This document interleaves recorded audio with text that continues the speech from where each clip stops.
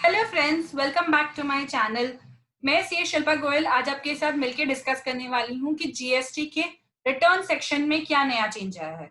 तो दोस्तों, जीएसटी के रिटर्न टैब में आईटीसी फॉर्म के अंदर उन्होंने एक नया टैब इंसर्ट किया है, जीएसटी आईटीसी 02A। दोस्तों, आईटीसी 02 और 02A दोनों ही एक अलग अलग पर्पस के लिए बना है।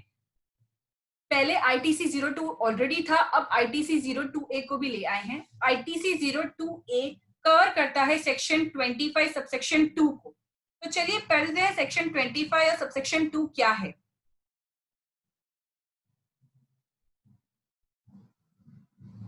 ये रहा हाईलाइटेड हमारा सेक्शन 25 सबसेक्शन 2। चलिए पढ़ते हैं। A person seeking registration under this act. पहली बात तो टाइटल पढ़ लेते हैं, ये किसके लिए, तो शायद ज्यादा अच्छा सा समझेगा। प्रोसीजर फॉर रजिस्ट्रेशन, तो ये रजिस्ट्रेशन के लिए है सेक्शन 25। फिर उसका सबसेक्शन 2 हम पढ़ते हैं।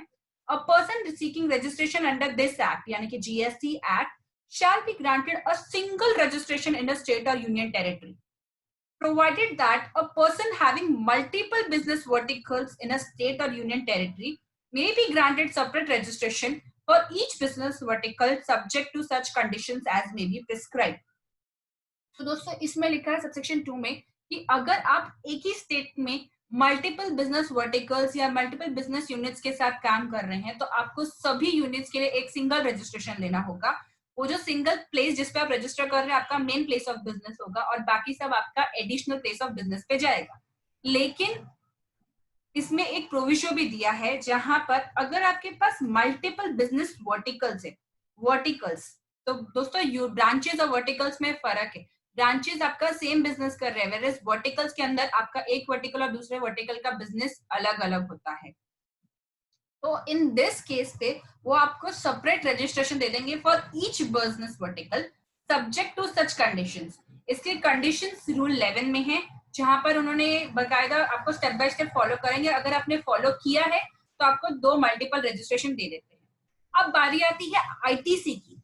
आईटीसी आप कैसे ट्रांसफर करेंगे एक रजिस्टर्ड प्रीमाइसेस से दूसरे रजिस्टर्ड प्रीमाइसेस के लिए, तो उसके लिए है rule 41, transfer of credit on obtaining separate registration for multiple business of within a state or union territory। यानी कि जो अभी हमने पढ़ा था जहां पर आपको मल्टीपल रजिस्ट्रेशन दे रहे हैं सेम स्टेट और यूनियन टेरिटरी में, तो जो ट्रांसफर आप कैसे करोगे सेपरेट रजिस्ट्रेशन लेने पे। तो चलिए पढ़ते हैं।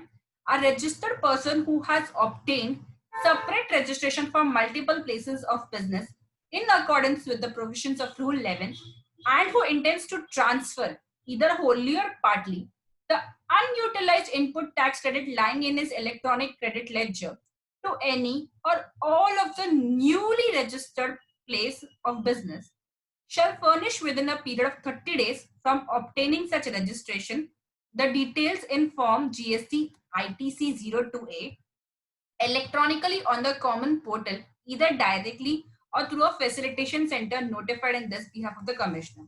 तो यहाँ पर उन्होंने बोला है कि वो केसेस जहां जो सेक्शन 25(2) और रूल 11 में कवर, रूल 11 बेसिकली कंडीशंस बताता है जो सेक्शन 25(2) के लिए जैसे हमने लिखा था, उन्होंने लिखा था कि अगर आप कुछ कंडीशंस फुलफिल कर रहे हैं तो ही आप, जैसे ये देखिए ये कुछ कंडीशंस जो आप ये लिखे हैं ना वो रूल 11 में कवर कर रहे हैं। तो उन्होंने कहा कि रूल 11 के जो बेसिकली रजिस्ट्रेशन है और अगर वो चाहते हैं अपना इनपुट टैक्स क्रेडिट जो अनयूटिलाइज है ट्रांसफर करना न्यूली रजिस्ट्रेशन को, तो उनको with in 30 days from obtaining such registration GST ITC 02A file करना है कॉमन पोर्टल पे। फिर उसमें लिखा है provided that the input tax credit shall be transferred to the newly registered entity in the ratio of value of assets held by them at the time of registration। इसका मतलब आपका जो ratio आपको जो क्रेडिट ट्रांसफर करना है वो एक रेशियो में होगा compare to the total assets of the entity in that state vis-a-vis the assets transferred to the new entity for which the new registration is obtained। Explanation भी दिया है कि सिर्फ इस रूल के लिए it is hereby clarified that the value of assets means the value of entire assets of the business whether or not ITC has been availed or thereon or not। यानी कि आपके सभी एसेट्स इररिस्पेक्टिव आपने उन पर ITC claim किया है कि नहीं वो इसमें काउंट होंगे।